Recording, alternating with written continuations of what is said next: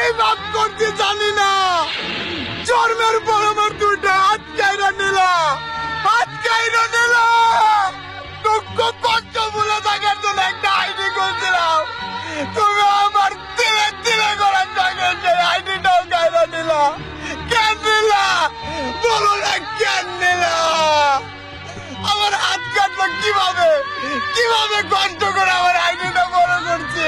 আমার জীবন কাহিনী নিয়ে আমি ইউটিউবে একটা ভিডিও দিচ্ছি, ভারতের লিঙ্ক আছে, সবাই আমার ভিডিওটা দেখে আসবেন। চ্যানেলটা সাবস্ক্রাইব করে এই অসহায় ভাইটার পাশে থাকবেন। প্লিজ কেউ মুখ ফিরিয়ে নেবেন না, প্লিজ। আল্লাহ, আমি আর কষ্ট সহ্য করতে পারতেছি না, আমার তুমি আর কষ্ট দিও না।